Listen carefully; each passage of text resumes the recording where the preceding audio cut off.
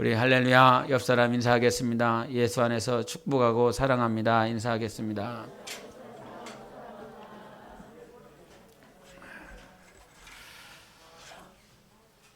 음. 1월 둘째 주간이 되었습니다. 어떻게 잘 지내고 계십니까? 예, 잘 지내시기를 바랍니다. 하나님이 우리를 창조하실 때에 우리가 어디서부터 왔느냐라고 하는 것들을 말씀을 하실 때 우리는 그냥 어느 순간 갑자기 모태로부터 아버지하고 어머니가 합방해서 지음받은 그런 존재라고 말씀하지 않았습니다. 창세기 1장 26절에 하나님의 형상의 모양대로 지음받은 존재라고 말씀해 주셨어요. 그리고 하나님께로부터 명령을 받았습니다. 이 땅을 살아가야 될 방향, 목적, 비전들을 하나님께로부터 받았습니다.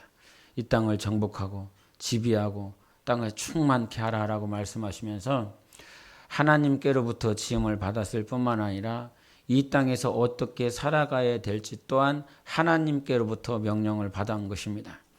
그렇기 때문에 우리가 하나님께서 내가 하나님께로부터 왔다. 그리고 너는 어떻게 살아가야 되냐면 하나님이 말씀하신 대로 살아가야 돼. 그런 존재로 지음을 받아서 이 사실을 잊어버리면 우리는 방향을 상실할 것입니다.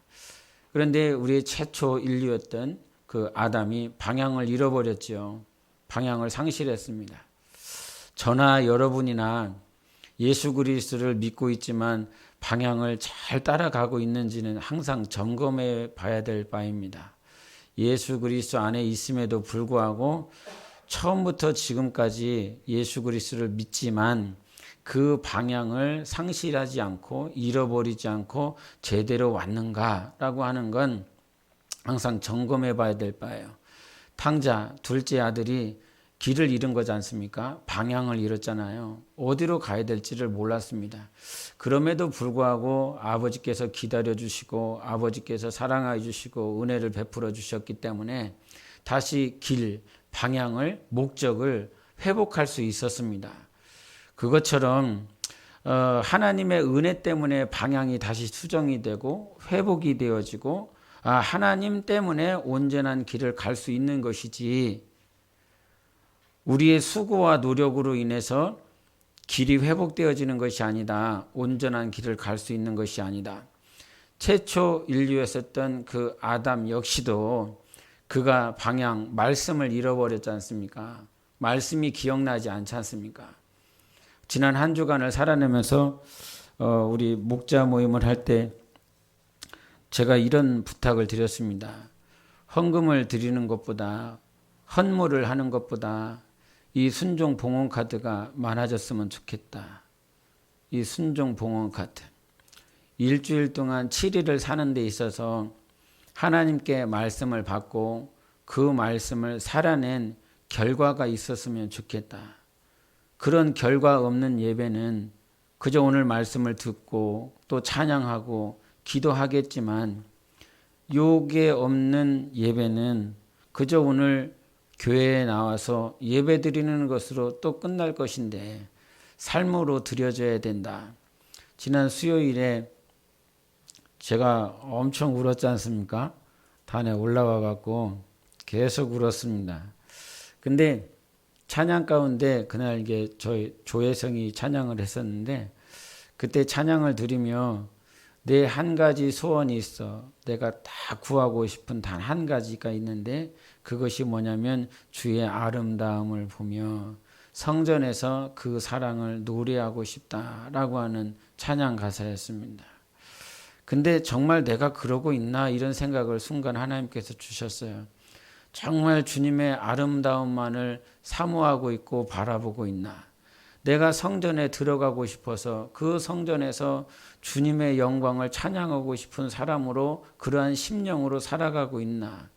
항상 점검해 보지만 그런 마음들이 미약하다 보니까 내 영혼의 소원은 그건데 내 삶은 그렇게 되지 않는 것 때문에 주님께서 많이 회개를 하게 해주신 것 같아요. 그러면서 근래 여러분 앞에서 가장 이렇게 이게 죄송해요. 주접을 떨면서 많이 눈물을 흘렸었던 것 같아요. 근데 내 영혼의 소원이 있습니다. 그리고 내 마음의 것들이 있습니다. 육신의 것들이 있습니다. 그런데 주님이 원하시는 방향은 영혼이 이루고자 하는 방향이지 않습니까? 근데 그 영혼의 방향을 상실해 버렸었던 아담과 같이 오늘도 우리가 살아내는 데 있어서 산다라고 하지만 방향을 많이 상실하면서 살아가고 있습니다. 그런 우리들에게 예수님이 오셨는데 방향을 상실해서 목적을 상실해서 어디로 가고 있는지 잘 몰라.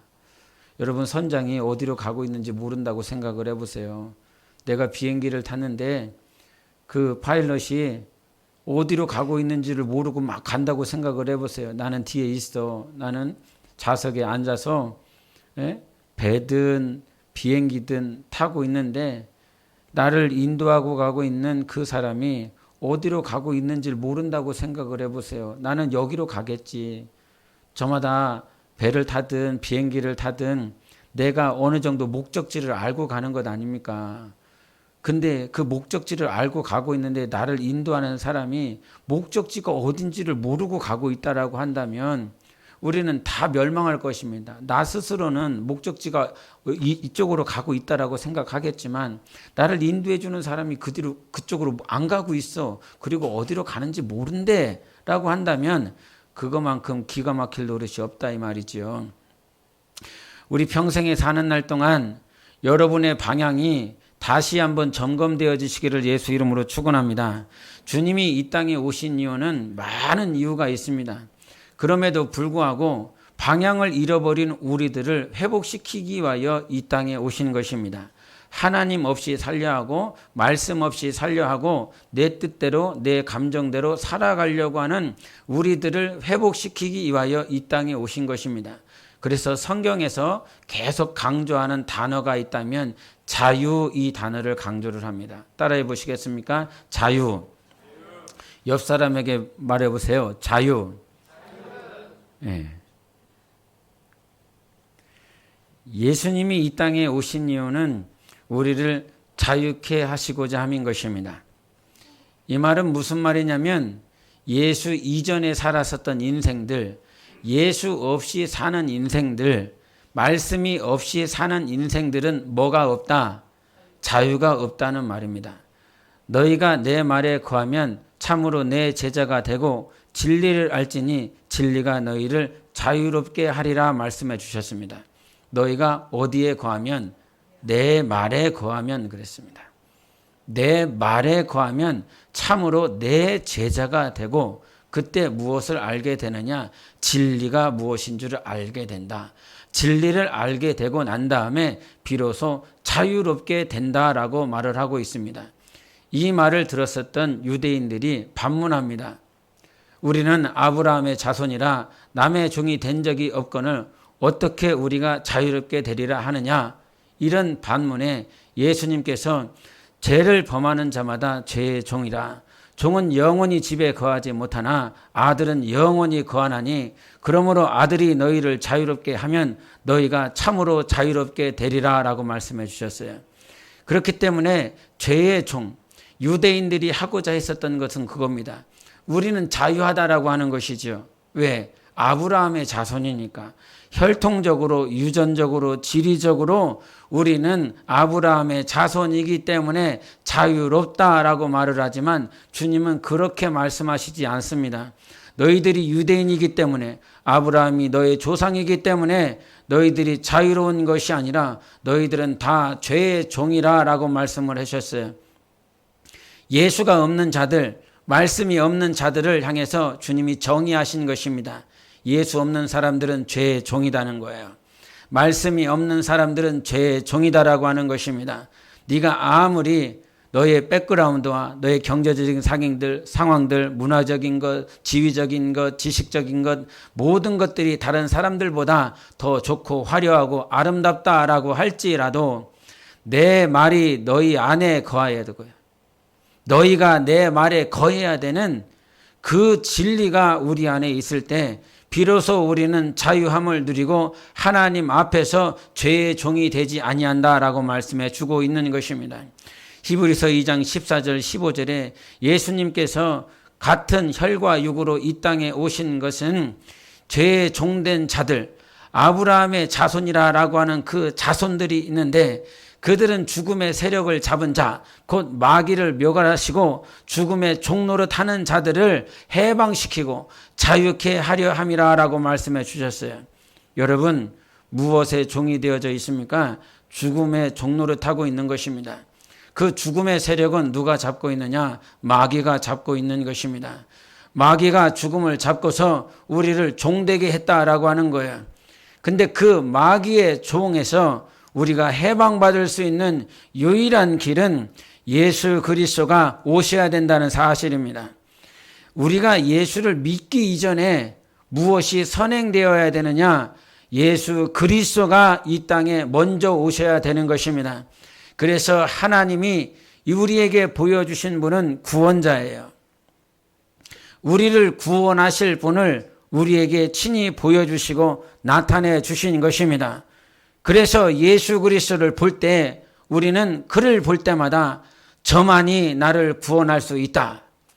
그래서 침례 요한과 그의 제자들이 같이 다닐 때 예수 그리스도를 보며 저가 누굽니까? 라고 물어봅니다. 요한의 대답은 간결합니다. 하나님의 어린 양. 근데 그 하나님의 어린 양은 세상 죄를 지고 간다라고 말씀해 주셨어요. 세상은 공간적인 이 땅을 말을 하는 것이 아니라 우리 인류를 말을 하는 것 아닙니까? 인류의 모든 죄를 지고 갈 수 있는 유일한 하나님의 어린 양이 예수 그리스도이십니다. 그 그리스도께서 이 땅에 오셔서 십자가에 못 박혀 죽으심으로 우리를 영원히 자유케 해주신 것입니다. 그래서 너는 자유한 자다. 아들이 되었다. 좀 전에도 요한복음 8장 34절부터 36절까지 말씀을 드렸지만 종은 영원히 집에 거하지 못합니다. 그러나 아들은 영원히 집에 거합니다. 그 영원한 하나님의 집에 거하실 수 있는 분이 이 땅에 오셔서 아들이 너희를 자유롭게 하면 너희가 참으로 자유롭게 되리라 라고 말씀해 주셨어요. 우리를 자유케 하실 수 있는 분은 누구냐? 하나님의 아들 예수 그리스도 한 분밖에는 없는 것입니다. 예수가 우리를 자유케 해주셨습니다. 말씀 없이 살고 방향 감각을 상실해버렸었던 그 인류를 영원히 구원하시고 자유케 하신 분이 아들 예수 그리스도이신 것입니다. 근데 우리가 신앙생활을 하며 어떻게 살고 있냐면 종처럼 살고 있다는 거예요. 생각해 보십시오. 고대 시대에 아들이라고 하는 건 아버지의 기업을 이어받을 수 있는 유일한 상속자인 것입니다. 아들의 권위가 있어요. 아들의 권세가 있어요. 비록 나이가 어리다 할지라도 배운 것이 없다 할지라도 아들이 종에게 명령하면 그 종이 명령에 순종하고 복종해야 되는 권위와 권세가 있습니다. 왜냐하면 아들의 아버지가 주인이기 때문인 거예요. 아들의 아버지가 누구라고요? 주인이기 때문에 종이 순종하고 복종할 수밖에 없는 것입니다. 근데 내 아들이 그와 같이 권위가 있고 권세가 있어야 되는 아들인데 이 종이 하는 그 말에 복종하며 살아가고 있어요. 세상 종 앞에 내 아들이 복종 안 해도 되는데 하지 말아야 될 일들을 그 아들이 하고 있다라고 그런다면 아버지가 나를 보았을 때에 얼마만큼 그것이 기가 막힌 노릇이요. 얼마나 가슴에 분통이 터질 일이겠느냐 이 말이죠. 그런데 이 사실을 모르고 오늘도 아들인데 딸인데 종처럼 살아가고 있다라고 말을 하고 있는 것입니다. 여러분, 하나님께서 그 야곱을 통해서 75명의 그 가족이 70인의 가족이 애굽에 들어가지 않습니까? 애굽에 들어갔을 때에 분명히 아브라함뿐만 아니라 노아뿐만 아니라 과거의 선조들을 통해서 하나님은 그 이스라엘을 불렀을 때 너희들은 내 백성이야. 내가 너의 아버지고 내가 너의 하나님이야. 그런데 애굽에 들어가서 어떻게 살고 있냐면 진짜 종처럼 살고 있습니다. 노예처럼 살아가고 있습니다. 바로를 누구로? 주인으로, 바로를 누구로? 왕으로 모시며 그렇게 노예처럼 살아가고 있습니다. 지난 작년에 여러분이 살아내는 데 있어서 건성건성 살지 않았을 거라 생각을 합니다.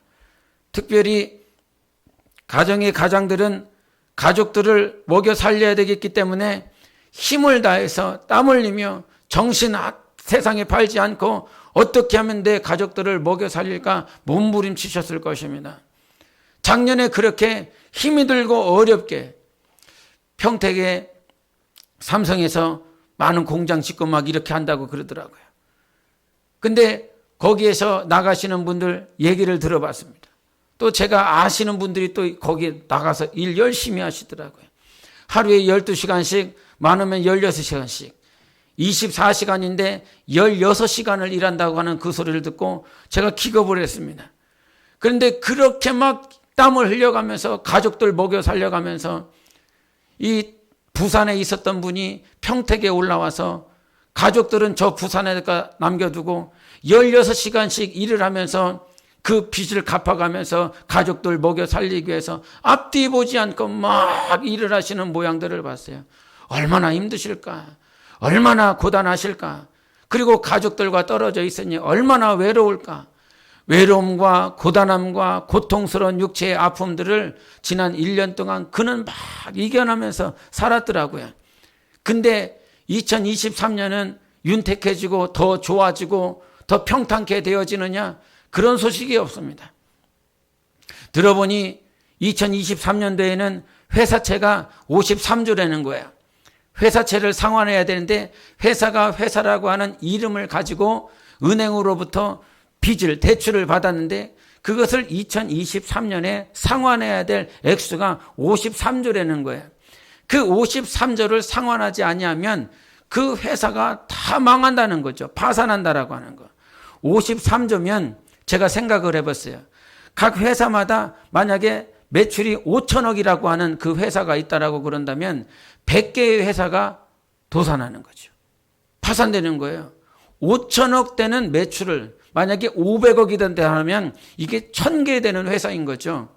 500억, 5천억 되는 회사도 큰 회사인데 그러면 그 회사에 살아가고 있는 그 직원들, 그 회사가 없어지면 다 어디로 갑니까? 분명히 실업률은 높아지겠죠.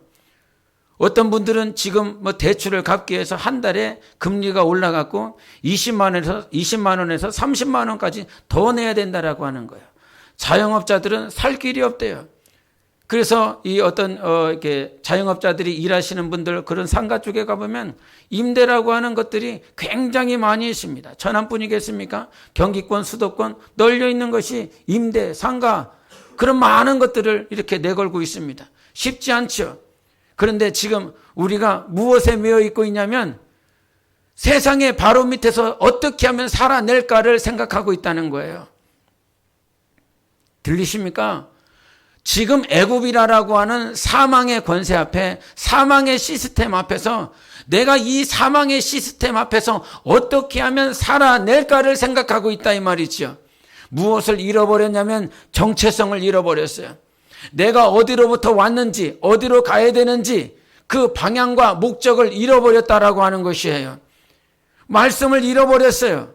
우리는 어디로부터 왔습니까? 하나님께로부터 왔습니다. 그러면 어디로 가십니까? 하나님께로 가야 될 존재인 것입니다. 하나님께로 왔다. 하나님께로 가야 될 존재. 이 땅에 70년, 80년 사는 생에는 하나님께로 돌아갈 때 헐벗고 굶주리고 옷 입지 못하고 그렇게 가난한 자로 가는 것이 아니라 생명의 면류관 쓰고 의의 면류관 쓰고 아름다운 세마포 입고 하나님 앞에 돌아가야 될 존재로 준비되어지는 시간인 것입니다. 그렇게 준비되어질 수 있도록 죄에 속박되어져 있었고 죄 아래 살았었고 그 죽음의 종로를 하고 있었던 우리를 예수의 보혈이, 예수의 십자가가 영원히 자유케 해주신 것입니다. 더 이상 바로 밑에서 살지 않아도 되고 바벨탑 건설하기 위해서 그 바벨론 시스템에 살지 않아도 하나님께서 우리의 아버지시라 참 하나님, 참 아버지께서 우리가 이 땅에서 먹고 마시고 입고 살아가야 될 모든 것들을 공급해 주시는 하나님이시라고 말씀해 주셨습니다. 엘리야가 광야에서 나 죽겠다고, 너무 힘들다고, 너무 외롭다고, 이세벨이 나 이제 죽이려고 그런다고, 아합이 나를 죽이려고 찾고 있다라고 하는 이 소식에 절망감, 외로움, 그렇게 갈멜산에서 850명의 선지자들과 전쟁에서 승리하고 살아계신 하나님의 영광을 나타냈음에도 불구하고 이 세상에서 나를 죽이려고 하는 그 자 때문에 도망갔습니다. 외로웠습니다. 우울했다라고 그럽니다. 우울증에 걸려 방향을 상실해 버렸습니다. 보이지 않지요? 우울증에 걸리시는 분들은 그냥 죽고 싶은 거예요. 도망가고 싶은 거예요. 이 자리에 있고 싶지 않아요. 대화하고 싶지 않아요. 만나고 싶지 않아요. 그래서 그냥 골방에 들어가서 숨어서 그냥 중독이 되어지는 거죠. 도박에 중독이 되든 아니면 오락에 중독이 되든 게임에 중독이 되든 술에 중독이 되든 뭐 어떤 것에 약품에 마약에 중독이 되어지는 것이죠. 길을 잃어버렸습니다. 여러분, 방향을 잃어버렸었던 우리에게 영원한 방향을, 우리가 영원히 살아야 될 그 방향을 회복시켜 주신 분이 예수 그리스도이십니다. 바벨론에서 비록 우리가 이 땅에 살아가고 있지만 우리의 왕은 하나님이십니다. 우리의 주인은 하나님이신 것입니다. 그래서 말씀, 여러분 지금 창세기를 봤는데 창세기 37장 요셉의 이 이야기를 너무나 잘 알고 계시지 않습니까? 이 37장부터 요셉의 이야기가 등장하며 결국은 이가 애굽 땅에서 총리가 되기까지 인도하시는 과정을 하나님께서 보여주십니다. 근데 이 창세기 37장에 요셉을 서술하고 묘사를 할 때에 요셉은 다른 형제부들과 사랑을 더 많이 받았습니다. 더 많이 받았다라고 하는 증거가 있었는데 그것이 채색옷이에요. 그러면 왜 다른 형제들은 채색옷을 입지 아니하고 요셉만 채색옷을 입고 있었을까라고 하는 것들을 신학자가 말을 하는 것은 무엇이냐면, 과거에 이 채색옷을 입을 수 있는 자는 정말 사랑을 받는 자인 것인데, 이 사랑을 받는다라고 하는 의미가 무엇이냐면 하나님의 말씀 앞에 율법의 가르침을 받고 그 아버지로부터 교육을 받고 교훈을 받고 말씀을 따라 살며 율법에 대해서 이가 순종해 나가고 있는 그 자인 것을 채색 옷으로 드러낸다라고 하는 것이지요.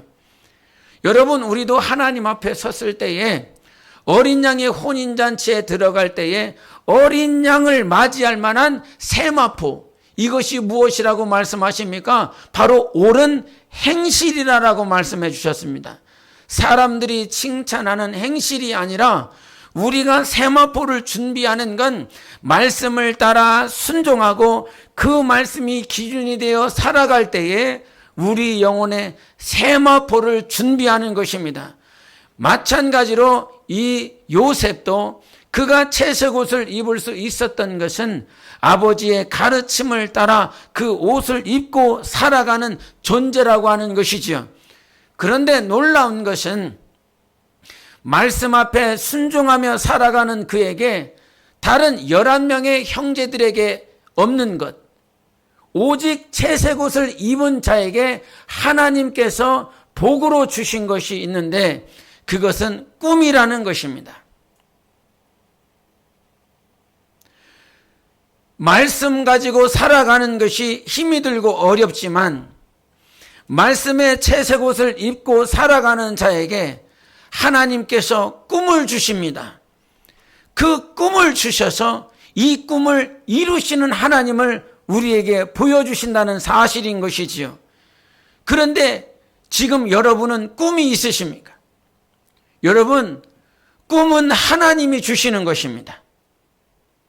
아비멜렉에게 처음 꿈을 하나님께서 주셨어요. 사라를 데려오지 말라고. 그러면서 처음으로 꿈으로 역사해 주십니다. 여러분, 요셉에게 하나님께서 계속 꿈으로 역사하시지요. 감옥에 갇혔을 때에도 꿈으로 역사하십니다. 계속 꿈의 역사가 있습니다. 바로가 해결할 수 없었던 그 꿈을 이 요셉이 해결합니다. 꿈을 주실 뿐만 아니라 그 꿈을 해석하게 하시고 그 꿈이 어떠한 방향으로 나아갈 수 있는지 가르쳐 주시는 분은 오직 하나님 한 분밖에는 없습니다. 그런데 그 꿈을 어떤 자에게 주셨냐면 말씀대로 순종하는 자들에게 주셨다는 사실인 것입니다.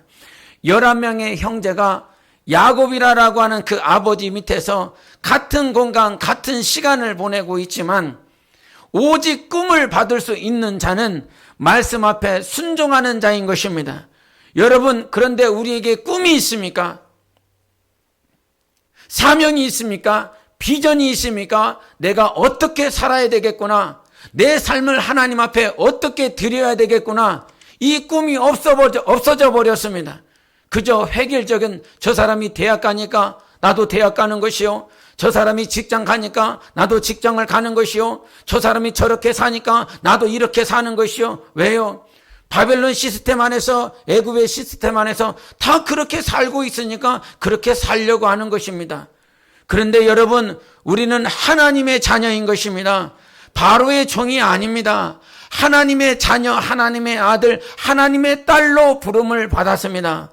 하나님의 아들이면 하나님의 아들처럼 살아야 되지 않습니까? 하나님의 딸이면 당연히 그와 같이 살아야 됩니다. 외아들 예수 그리스도가 이 땅에 오셔서 당신의 공생애를 말씀을 따라 사셨습니까? 바로 하나님이 유일한 아버지이시기 때문인 것입니다. 그 하나님의 뜻대로 살아갈 때에 우리는 자녀된 정체성을 회복할 수가 있는 것이에요. 그러나 이 세상은 그렇게 말하지 않는다고요. 하나님의 뜻대로 살아야 돼. 왜냐? 하나님께로부터 왔으니까 하나님의 뜻대로 사는 것이 당연한 거야. 아무도 가르쳐주지 않습니다. 공교육의 정치, 공교육의 경제, 사회, 문화, 모든 것들은 다 어떻게 살라고 말을 하냐면 경쟁하면서 살라고 그럽니다. 정치에서 이겨야 되잖아. 그래서 여당과 야당에서 항상 싸워가면서 어떻게 하면 이겨볼까를 하지요. 경제 역시 마찬가지 아닙니까? 이 경제권을 누가 잡을 것이냐, 어떤 회사가 잡을 것이냐, 어떤 나라가 잡을 것이냐. 그래서 이 경제를 잡기 위해서 계속 싸우는 것 아닙니까? 경쟁의 치열한 틈바구니에서 어떤 비전과 사명이 내가 왜 살아가느냐에 대한 그 목적이 무엇이냐면 이 사람을 이겨야 내가 살 수 있대라고 하는 거예요. 내가 오늘 꼴찌가 되지 말아야 되는 이유는 꼴찌 되면 죽는다고, 꼴찌 되면 거지 된다고, 꼴찌 되면 너 평생 이렇게 살아야 된다라고 하는 소리를 저도 말을 했었고 여러분도 말을 했었고 또 여러분 역시도 조상들로부터 계속 들어왔기 때문에 열심히 살아야 돼. 아침 일찍 일어나야 돼. 부지런해야 돼. 개미처럼 근면해야 돼. 배짱이 되면 안 된다라고 하면서 이 비유, 이 예화들을 계속 들으면서 우리는 살았습니다. 지금도 그러한 교훈들이, 가치관들이 우리 안에 있어서 내가 오늘 살아가는 이유가 저 사람을 이겨야, 저 놈을 이겨야, 저 회사를 이겨야, 저 사장을 이겨야, 저 직원을 이겨야 내가 살아갈 수 있기 때문에 라고 생각을 하고 있어요. 저 사람을 이기기 때문에, 저 회사를 이기기 때문에 우리가 살아갈 수 있는 것이 아니라 하나님이 보호하시기 때문에 살아갈 수 있는 것입니다. 하나님이 우리를 지켜주시기 때문에 살아갈 수 있는 것입니다. 그런데 이 사실을 모르고 무조건 경쟁해야 이길 수 있다라고 하는 것. 그래서 어느 교수가 학생들에게 물어봤다라고 그럽니다. 너는 커서 뭐가 될래? 네 꿈은 뭐냐? 그랬더니 의사요, 박사요, 아니면 공무원이요, 막 이런 얘기를 하더라는 것입니다. 나는 너희들의 꿈을 물어봤는데 학생들의 대답은 다 직업을 얘기하더래요. 다 직업. 그것은 직업이지 네 꿈이 아니잖아. 네가 이 땅에 살면서 정말 네 안에 있는 온전한 방향들, 네 꿈들, 네 비전들이 무엇인지를 물어봤는데 그저 다 직업 얘기하다 끝나더라는 것입니다. 여러분에게는 직업이 있지요. 그러면 여러분의 꿈은 무엇입니까? 직업을 말하지 말고, 내 일을 말하지 말고 여러분의 꿈은 무엇입니까? 하나님에게는 꿈이 있었습니다. 하나님의 꿈은 아들 예수 그리스도를 영화롭게 하는 것이었습니다. 아들 예수 그리스도를 영화롭게 하기 위하여 온 만물을 창조하셨고 인류를 창세전부터 예정하여 주셔서 아들 예수 그리스도를 믿는 자들마다 하나님의 자녀가 되고 그 하나님의 나라에서 아들 예수 그리스도 하나님의 영광을 찬송할 수 있도록 하나님께서 그러한 꿈을 가지셨습니다. 요셉의 꿈을 하나님이 주셨습니다. 하나님이 계획하셨습니다. 그 요셉의 꿈은 하나님께서 이루신 것입니다. 요셉이 이룬 것이 아닙니다. 말씀대로 살아가면, 말씀이 기준이 되면 하나님께서 꿈을 주시고 그 꿈을 이루게 하시는 것입니다. 요셉이 17살 어린 나이에 총리가 되기까지 자기 형제들에게 팔려나가는 그런 상황이 있었지요. 그 팔려나가는 그 상황 가운데 구덩이에 빠뜨렸을 때에 이스라엘 상인들이 지나가지 않았으면 어떻게 했을까? 형제들은 다 죽이려고 하는 그 상황 가운데서 이스라엘 상인이 지나가고 있었고 그 루벤이 우리 형제를 살리자라고 하는 생각이 들었습니다. 루벤에게 생각이 없었다라고 한다면, 이스라엘 상인이 지나가지 아니하였다면 요셉은 죽었을 것입니다. 그런데 그 순간에 하나님께서 루벤에게 생각을 주시고 이스라엘 상인을 지나가게 해주셨습니다. 그리고 그가 애굽에 도착했을 때 보디발의 종이 되었습니다. 노예 시장이 벌어졌는데 그 노예 시장에 그 애굽으로 팔려왔었던 요셉을 살려고 했었던 그 주인이 보디발이 아니었었다면 과연 그가 총리가 되어질 수 있었겠는가?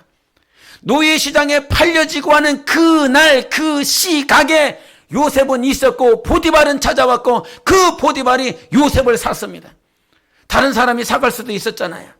다른 날 다른 시간에 그 요셉이 팔려나갈 수도 있었지 않습니까?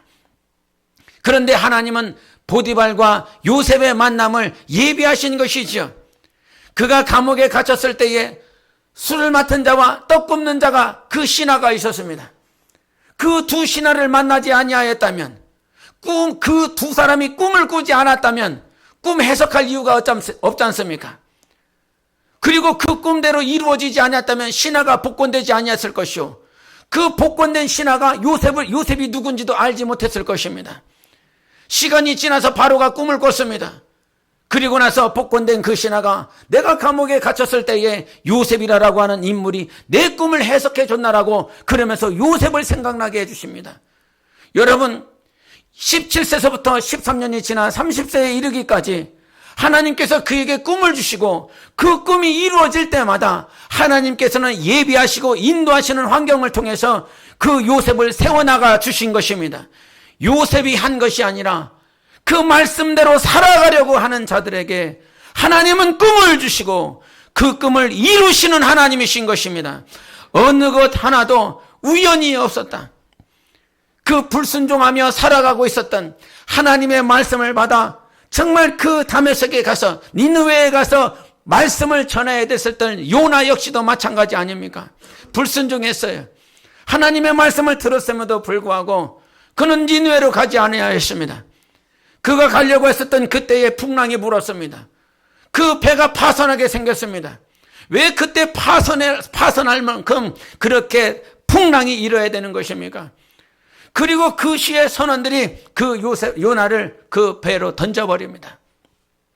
배 밖으로 던져버렸을 때에 그 인간이 숨을 쉴 수 있는 시간 1분 정도 됩니까?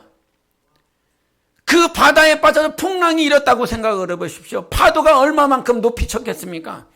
그러면 사람이 숨을 쉴 수 있는 그 시간은 극히 짧은 시간입니다. 근데 그 극히 짧은 시간, 그 얼마나 큰 바다겠습니까? 예? 그 지중해가 얼마나 큰 바다겠습니까? 얼마나 넓습니까? 근데 그 얼마나 넓은 그 바다에 요나가 빠져진 그 지점, 그 시간, 그 시각에, 그 공간에, 그 지점에 하나님은 무엇을 예비해 놓으셨습니까? 물고기를 예비해 놓으셨습니다. 극히 짧은 그 시간, 몇 초 지나버리면 죽을 수밖에 없는 그 공간, 그 시간, 그 지점에 하나님은 요나서 1장 17절에 보니까 하나님께서 큰 물고기를 예비해 놓으셨다라고 말씀해 주셨어요. 불순종하는 그런 자들에게도 정말 그 하나님께서 붙들어 주시기 때문에 큰 물고기를 예배해 주셔서 하나님의 말씀대로 순종하고 하나님의 뜻이 이루어질 수 있도록 인도하시는 것들을 우리가 볼 수 있는 것입니다. 하나님이 우리를 세워주시고 하나님께서 인도하시기 때문에 우리가 승리하는 것이요 하나님의 영광을 볼 수 있는 것입니다. 그러므로 오늘 우리를 자유케 하시고 인도케 하시고 회복케 하시는 분은 하나님 한 분밖에는 없다는 사실이에요. 여러분, 예수의 십자가가 우리를 영원히 구원하여 주신 것입니다. 오늘도 찬양을 했지만은 그 십자가의 주 보혈이 나를 씻어버렸다는 것입니다. 내 죄를 다 씻어버렸다는 것입니다. 할렐루야! 우리의 죄를 씻을 수 있는 유일한 것은 십자가의 보혈밖에는 없습니다. 다 씻어버렸다. 구약의 표현은 그래요. 그 죄를 덮었다라고. 그 덮은 것을 다시 걷어 올리면 그 죄가 보이는 것 아닙니까? 그러나 십자가의 보혈은 우리의 모든 죄를, 과거, 현재, 미래의 모든 죄를 다 씻어버린 것입니다. 우리를 구원하실 수 있는 것은 예수 보혈밖에는 없다고 우리에게 가르쳐주고 있는 것이에요. 그래서 이 꿈을 받은 자들, 이 꿈이 있는 자들이 어떤 자들로 나타나냐면 창세기 37장 우리 8절을 같이 보시겠습니다. 시작. 그의 형들이 그에게 이르되 네가 참으로 우리의 왕이 되겠느냐, 참으로 우리를 다스리게 되겠느냐 하고 그의 꿈과 그의 말로 말미암아 그를 더욱 미워하더니. 아멘. 여기서 뭐라고 말을 하냐면 꿈을 가지고 있는 자가, 이 요셉이 어떤 자가 되냐면 정말 네가 참으로 우리의 왕이 되겠느냐라고 말을 해요. 네가 정말 우리의 왕이 되겠느냐. 예? 야곱은 아브라함과 이삭으로부터 하나님께 받은 말씀을 알고 있습니다. 그것은 무엇이냐면 네 씨가 하늘의 별과 같이 바다의 모래와 같이 번성할 것이요 네 씨가 대적의 성문을 찾으리라, 그것을 가지리라, 이렇게 말씀하셨어요. 대적의 성문을 그가 가지고 있다라고 하는 거죠. 누가? 네 씨가. 누가? 예수 그리스도가. 예수만이 대적의 성문을 취하실 수 있는 분이라는 거죠. 그러니까 아브라함과 이삭, 야곱을 통해서 계속 보여주신 약속은 뭐냐면 네 씨, 너의 후손이 대적의 성문을 차지할 수 있는 존재는 누구라고요? 왕이라고요. 왕이 그 대적의 성문을 차지하는 것입니다. 그래서 압살롬이 다윗을 대적하려고 했을 때에 그가 있었던 곳이 어디입니까? 바로 성문입니다. 성문에서 송사하려고 하는 자들을 자꾸 그가 다 자기의 편으로 받아들여서 그 성문을 차지하여 압살롬이 결국은 다윗을 대적하는 것이죠. 우리가 롯을 통해서도 볼 수 있는 것이 그가 소돔과 고모라 땅에 갔었을 때 그가 있었던 곳은 어디냐면 그 소돔과 고모라 성에 있는 문이었습니다. 그 문에서 그 백성들의 법관, 재판관이 되려느냐라고 하는 그들의 원성을 들었었죠. 그 문에 있는 자가 누구냐면 왕이라는 것이요, 법관이라는 것이요, 재판관이요, 우두머리라고 하는 것이에요. 근데 여기서 요셉에게 뭐라고 말하냐면 진짜 네가 우리의 왕이 되겠느냐라고 말을 하고 있는 것입니다. 말씀을 받은 자가 이 말씀대로 살아낼 때에 하나님께서 그 요셉에게 선포되어지는 이 말이 무엇이냐면 진짜 네가 왕이라는 거예요. 네가 왕같이 일어날 것을 말씀하고 있는 것이죠. 그래서 여러분, 이 땅에 있는 동안 정말 성령으로 살아내서 말씀대로 살아내서 우리가 진정 원하는 하나님께서 왕같은 제사장으로 세운 자들로 일어나야 되는 것입니다. 그래서 이 땅에서는 절대 그렇게 가르쳐주지 않아요. 그렇게 살라고 말하지 않아요. 하나님의 자녀처럼 살아, 하나님의 말씀 가지고 살아, 이렇게 말하지 않는다 이 말입니다. 중국에서 애들을 테스트를 했는데 어떤 테스트를 했냐면 이 중국에서 머리띠를 애들에게, 초등학생 애들에게 다 일일이 나눠줬다는 거죠. 이 띠를 다 나눠주고 이 띠 중앙에 보면 디지털 이렇게 볼 수 있는 그래픽 몇 개가 있는데 그 그래픽에 색깔이 나온다는 거예요. 근데 그 색깔이 어떻게 나오냐면 이 공부를 집중했을 때 이게 뇌파가 이렇게 증가가 되는데 이 뇌파가 증가가 되면 집중해서 공부를 하는구나. 그러면 이 집중한다라고 하는 이것을 판별하기 위해서 여기에다가 이렇게 그래픽을 이렇게 두는데 빨간색이 나오든지 녹색이 나오든지 하게 되는 거예요. 주의를 이렇게 집중하지 않으면 빨간 색깔이 나오고 정말 집중해서 공부를 하고 있으면 그 녹색이 나온다는 거죠. 그러면서 이 학생들을 다 감시를 하면서 누가 지금 집중을 하고 있고 누가 집중을 못하고 있고 다 감시를 한다는 거예요. 이 감시된 모든 내용들이 누구에게 전달이 되냐면 부모에게 전달이 된다는 거죠. 학교뿐만 아니라 학부모뿐만 아니라 선생들에게 이 아이들의 모든 동성과 마음의 태도가 다 이렇게 드러난다는 거예요. 그게 뭐예요? 감시하는 것 아닙니까? 예? 이 세상이 여러분을 다 감시한다고 생각을 해보세요. 그것이 자유함이 있겠는가? 근데 사회주의, 공산주의는 다 그렇게 지금 가고 있다라고 하는 것이죠. 다 감시하고 종되게 한다라고 하는 것이지요. 나라의 종이 되게 하고 학교의 종이 되게 하고 가정의 종이 되게 하고. 그런데 우리는 이 땅의 종이 아니라 하나님의 종이요. 하나님이 우리의 주인이시라는 거예요. 하나님이 우리의 왕이시라는 거예요. 공교육의 가르침을 따라 살아야 될 존재가 아니라 하나님께 가르침을 받고 살아야 된다라고 하는 것입니다. 그래서 우리를 영원히 자유케 해주셨어요. 그래서 성경은 여러 가지 내가 너를 구원했다라고 하는 단어 가운데 아까도 찬양을 했지만 속죄라고 하는 것이 있어요. 속죄. 구속이라고 하는 단어도 있고요. 그리고 대속이라고 하는 단어도 있어요. 그러면 이 단어의 차이가 무엇입니까? 속죄, 구속, 대속. 이것이 무슨 말이냐 이 말이에요.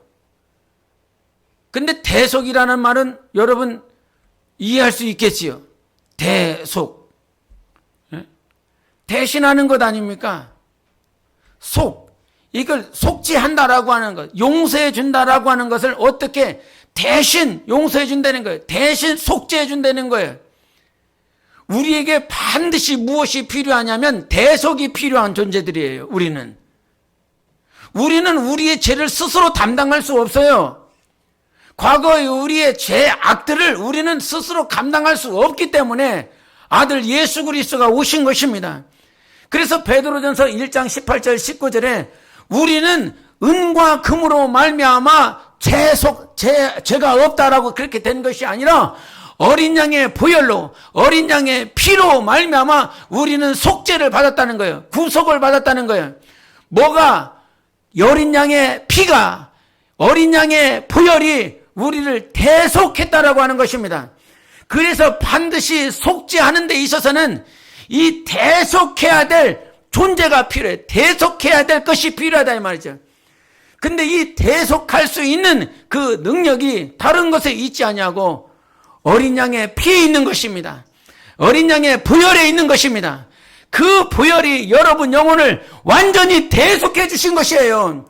이것을 다른 것으로 이렇게 바꿀 수가 없어요. 여러분의 죄는 대속하여 주신 어린 양의 보혈로 영원히 자유함을 받은 것입니다. 나는 자유함을 얻었다. 3번 시작. 나는 자유함을 얻었다. 나는 자유함을 얻었다. 나는 자유함을 얻었다. 아멘. 그래서 이 자유함을 받은 자들, 이 자유함을 받은 자가 요셉에게 이 얘기를 하는 거예요.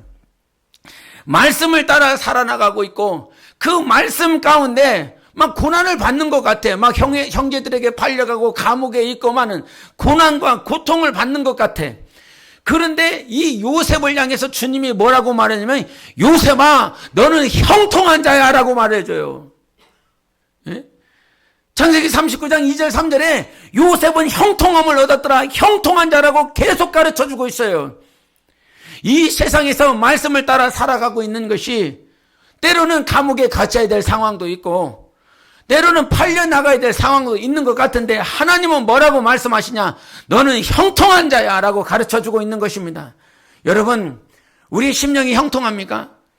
신앙생활 해보니까요 아무리 잘 살아도 아무리 진짜 뻑적지근하게 살아도 이 심령이 하나님이 없으면 이 안에 말씀이 없이 살아가는 존재는 이 항상 불안하고 항상 답답하고 항상 외롭고 이 마음을 어떻게 해야 될지를 모르겠어요.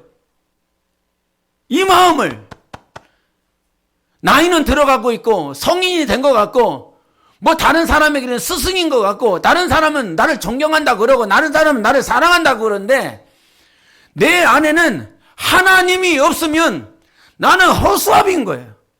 이 안이 얼마나 답답하고 얼마나 험하고 외롭고 고통스럽고 어떻게 해야 될지를 모르니까 다른 중독되어야 될 것을 찾는 거지요. 이 안을 어떻게 채울 수가 없으니까 나를 중독시켜 가는 거예요, 게임에. 예? 여러분, 인스타 보면 인스타는 어떤 곳이냐면 나를 자랑하는 곳. 뭐 인스타 하시는 분도 있고 안 하는 분도 인스타고 뭐요? 스타가 있대요, 스타가. 예? 뭐 그런 분들이 있겠지만 인스타를 보면 그 인스타라고 하는 그 공간은 나를 자랑하는 공간. 그래서 어떤 사람은 나 이거 배웠어. 이런 어떤 지식들이 있어. 이런 정보가 있어. 그러면서 이런 정보, 이런 지식을 이렇게 이렇게 올리는 것 같지만 결국은 지 자랑하는 거. 근데 그 자랑 가운데서 가장 밑바닥에 있는 자랑, 어떤 자랑인 것 같아요? 그것도 레벨이 있는데 저 밑에 있는 자랑이 뭔 것 같아요? 이런 거 있잖아요, 이런 거. 이런 거. 몰라요?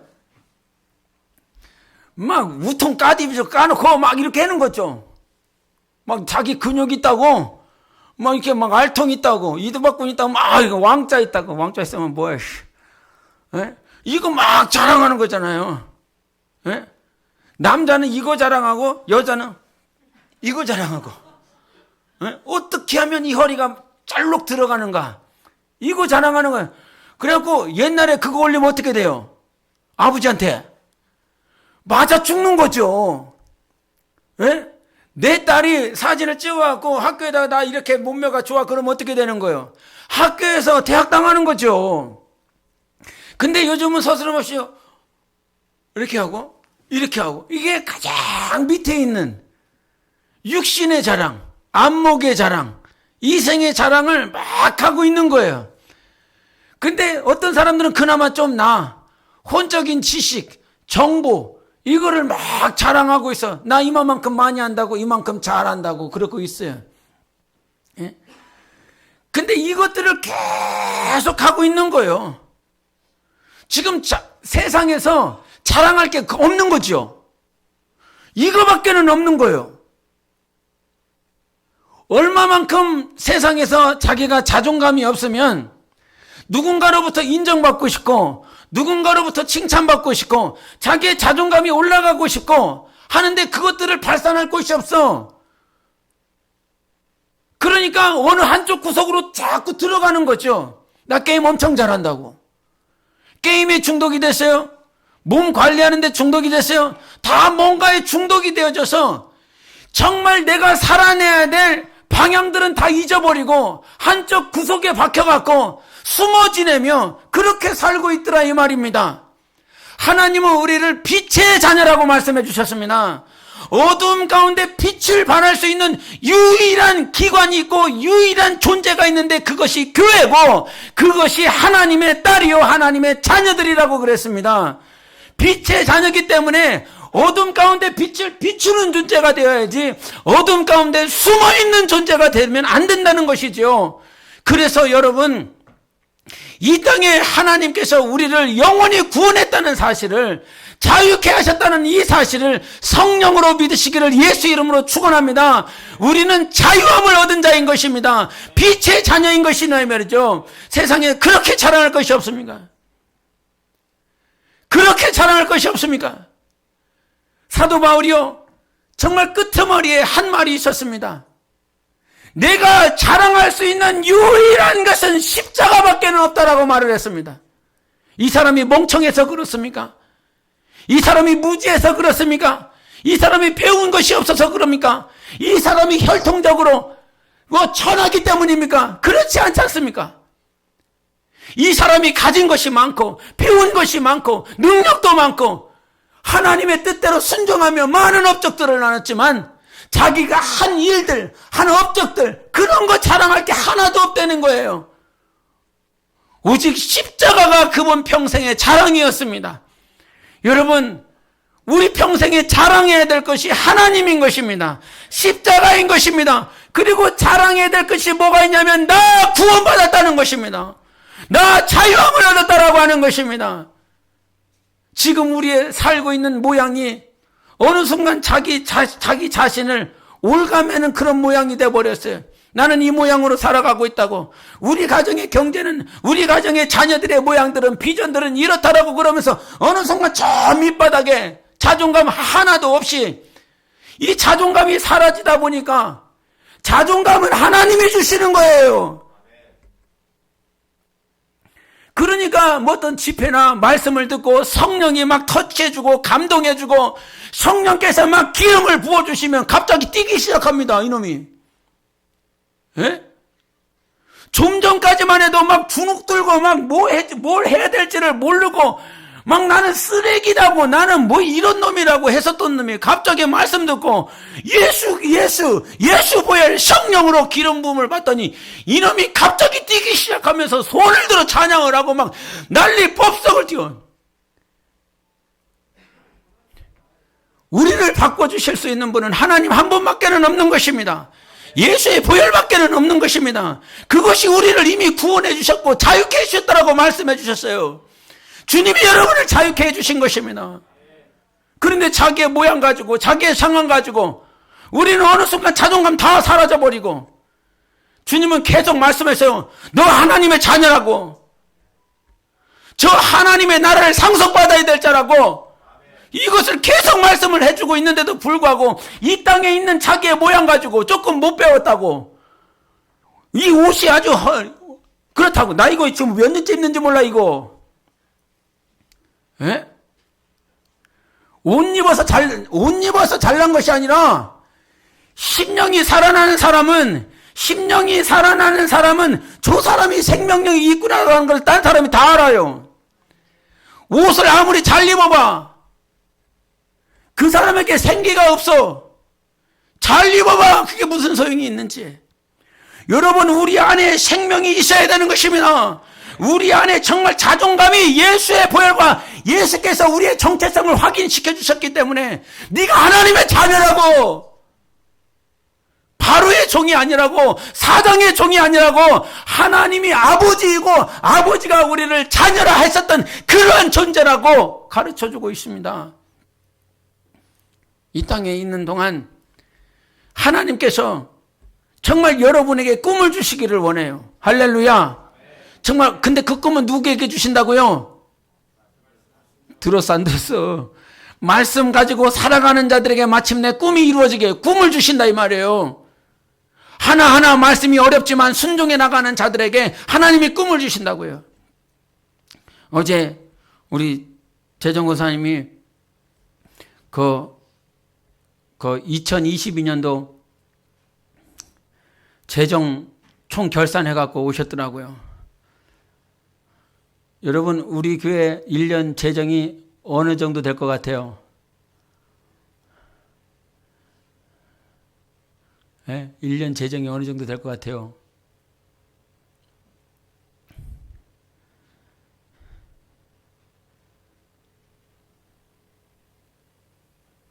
지금 저희가 8년째, 이제 9년째 계속 한 8천 됐나? 이 액수까지 말을 하니까 막 이제 기가 떠지고 막 눈이 막 번쩍번쩍 떠지나? 한 8천인가? 그렇게 된 것 같아요. 이런 액수를 말을 한 건 제가 처음인 것 같은데. 이제 계속 그렇게 왔거든요. 이게 몇 명 안 돼. 우리 교회 몇 명 안 되는데, 뭐라 다른 교회하고 비교를 안 해봐서 잘 모르겠는데, 올해는 어떻게 됐을 것 같아요? 코로나 때문에 엄청 힘들고 어려웠을 텐데. 처음으로 1억이 넘었더라고요. 1억 1200인가? 이렇게 되는 것 같아요. 그거 제가 다 이렇게 제 개인 통장으로 입금시켜 놨습니다. 할렐루야. 할렐루야. 나중에 다 저한테 오세요. 1년씩 했으면 지금 얼마요? 한 10억은 됐겠다. 내 통장에. 그렇게 저축을 했으면. 근데 이제, 작년하고, 예, 그죠? 이게 작년이니까 재작년인 거죠. 2021년하고 2022년들을 비교해갖고 퍼센테이지를, 말씀을 해주셨는데, 이렇게 봤는데, 여러 가지 뭐 있겠잖아요. 뭐 월세 나가고, 저 사례비 받아요. 저 사례비도 받아요. 교회에서 사례비도 받고요. 그 다음에 뭐 여기 관리하는 거 다 나가고. 근데 이제 여러 가지 항목들이 있는데요. 그 항목 가운데서 50% 이상 오른 게 있어요. 지출로 나간 게. 뭘 것 같아요? 예? 예. 전도 봉사비로 50%가 더 많이 올라갔어요. 작년에 한 1,800이었나? 그런데 올해 한 3,000이 넘었더라고요. 전도 봉사비로만요. 나 그걸 보면서 얼마나 기쁜지 몰라요. 얼마나 좋은지 몰라. 특별히 이게 왜 올랐지? 왜 이렇게 많이 올랐지? 생각해 보니까 8월 달에 제주도 국내 선교하면서 많이 헌신을 해 주셨더라고요. 그러면서 그렇게 11조가 많이 올랐대요. 2022년도를 사시면서 여러분들이 11조가 많이 올랐대. 근데 많이 오르면서 뭐가 올라갔냐면 감사도 올랐더라고요. 할렐루야. 감사를 하세요? 하기 싫어? 그 다음에 또 올라갔던 게 뭐였냐면 인재, 월정한 거요. 제자 삼는 그 일들인 거죠. 그 다음에 선교 월정하는 것들이 또 많이 올라갔어요. 그래서 11조가 올라가는 만큼 여러분이 감사하는 것, 또 제자를 삼는 것, 선교하는 그 부분에 관심이 있구나. 이것들을 그래서 하나님께 참으로 감사했었습니다. 내년에는 11조, 올해는 더 많아지시기를 바랍니다. 그리고 재정으로 많이 저축해 주십시오. 재정으로 많이 쌓아주세요. 그래야 주님의 일을 할 수 있으니까요. 제가 연말에 이렇게 하나님과 관계 속에서 주님께 제대로 가고 있다라고 하는 것들을 이제 선교하는 그 부분에서 많이 이렇게 깨닫게 해주셨어요. 그러면서 이제 아시안 하이웨이라고 하는 일본에서부터 저기 유럽까지 가는 그 아시안 하이웨이를 이렇게 보면서 주님께서 그냥 제가 그것들을 볼 때 제 마음을 이렇게 두근거리게 해주셨어요.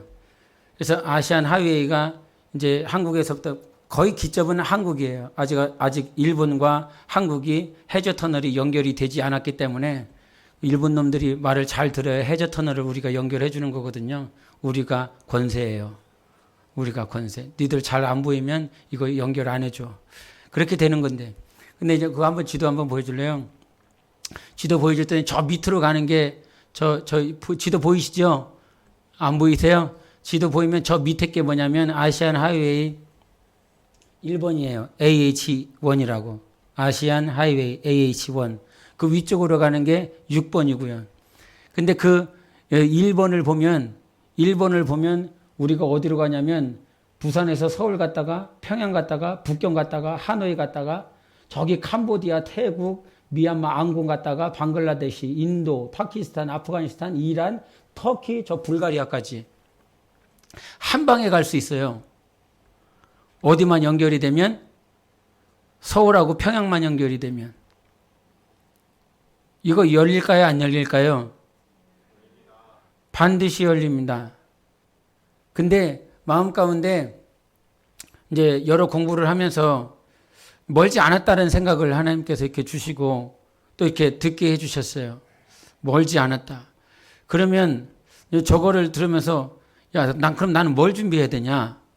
근데 준비해야 되는 거 오늘 말씀을 통해서 보여주셨어요. 말씀대로 살아. 말씀대로 살지 않는 자들에게 꿈이 없다. 말씀대로 살면 하나님께서 꿈을 주신다. 할렐루야. 그 꿈을 주시면 그 꿈대로 하나님께서 이루어 가실 것 아닙니까? 그래서 꿈을 받는 자가 왕인 것입니다. 꿈이 없는 사람은 종인 거예요. 그러나 꿈을 받으면 왕이 되는 것이죠. 그래서 결국은 저 아시안 화이를 따라가면서 뭐 할 거예요? 복음 전할 것 아닙니까? 예수 그리스도의 오심을 전해야 될 것 아닙니까? 그러면 우리에게는 뭐가 필요할까요? 선교팀이 필요하겠죠. 할렐루야. 선교해야 되는 것입니다. 그럼 저 아시안 하이웨이를 달리려면 뭐가 필요할까? 돈이 필요하죠. 돈이 필요하고 버스가 필요하더라고요. 버스 기사님들, 버스 기사가 필요합니다. 그럼 내가 버스 기사 자격증을 딸까? 이런 생각도 있어요. 버스 기사 따고 선교팀 데리고 꽉 갈까? 그래서 버스를 알아봤네. 버스, 야, 하나님이 새 거를 주실라나 안 주실라나 모르겠는데, 그래서 중고를 알아봤어. 중고를 알아봤더니 한 3천만 원 되더라고요. 그래갖고 거기 안에 리모델링 하면 한 4천, 5천 되더라고요. 그거 해갖고, 야, 사도 바울도 버스가 없었을 때 배 타고 다니면서 3차 선교를 했는데, 야, 나라고 못하겠냐? 이런 생각이 들더라고요. 그래갖고 버스 타고 다니면서 3차가 뭐요? 1년에 두세 번씩만 해도 몇 차는 하겠다. 이런 생각이 들더라고요. 복음을 뿌리고 주님 앞에 하나님께서 이런 생각들을 하게 하면서 내 마음에 두근거림이 있었어요. 내 마음에. 그러면서 하나님께서 이런 모양을 또 이루시지 않을까? 주님께 고백도 하고 소원도 알아보고 알고 이런 시간들을 지난 한 주간 가졌어요. 여러분, 말씀대로 사는 자들에게 하나님이 꿈을 주십니다. 그 꿈을 가진 자가 왕인 것입니다. 그러려면 오늘도 하나님 앞에 진실하게 살아야 됩니다. 갑자기 꿈이 오는 것이 아닙니다, 여러분. 하나님 꿈 주세요. 이렇게 해서 꿈이 오는 것이 아닙니다. 그 채색 옷을 준비하는 자들에게 하나님께서 꿈도 더하여 주시는 것입니다. 그래서 하나님 앞에 순종하지 않는 자들은 있는 것까지 빼앗아 버려. 그러나 충성하고 더 하나님의 뜻대로 살려고 하는 자들에게는 더하여 주시는 하나님이십니다. 형제들은 채색 옷이 없어요. 더하여 꿈도 없습니다. 그리고 이 땅에서의 방향도 상실하여 결국은 가나안 땅에서 기근 가운데 살아갑니다. 그러나 말씀대로 살아가는 자에게는 채색 옷을 주십니다. 그리고 꿈을 더하여 주십니다. 그리고 그 기근 지역을 벗어나게 해주셔서 풍성한 땅 애굽으로 옮겨주십니다. 그 풍성한 땅에서 지위를 높여주시고 하나님의 영광을 위해서 살아갈 수 있도록 은혜 또한 더하여 주시는 것입니다. 지금 당장 힘이 들고 어려워도 말씀대로 살려고 하는 자들에게 하나님께서 꿈을 주시며 하나님께 영광 올려드릴 수 있는 삶으로 인도하여 주실 것입니다. 꿈꾸는 자가 온답니다. 오늘 말씀 제목이 그거예요. 꿈꾸는 자가 온다는 거예요. 말씀을 받은 자가 꿈을 가지고 올 것입니다. 우리 교회와 우리의 영혼, 여러분 가정이 꿈을 꾸고 나올 수 있는 복되고 귀한 여러분의 삶이 되시기를 예수 이름으로 축원합니다. 기도하시겠습니다. 하나님, 오늘도 꿈꾸는 교회가 되게 하여 주시옵소서. 말씀을 따라 살아내기를 원합니다. 자유케 해주셨으니, 구원해 주셨으니, 구원받은 자들, 자유케 된 자들이 하나님의 말씀대로 살아가게 도와주시옵소서. 그 말씀의 채색 옷을 입고 꿈을 꾸는 자가 되게 하여 주시며 그 꿈을 이루심을 하나님을 찬양하며 살아갈 때에 하나님의 영광이 되게 하여 주시옵소서. 남은 생애가 하나님의 꿈을 이루는 삶이 될 수 있도록 예수의 외치고 기도하시겠습니다.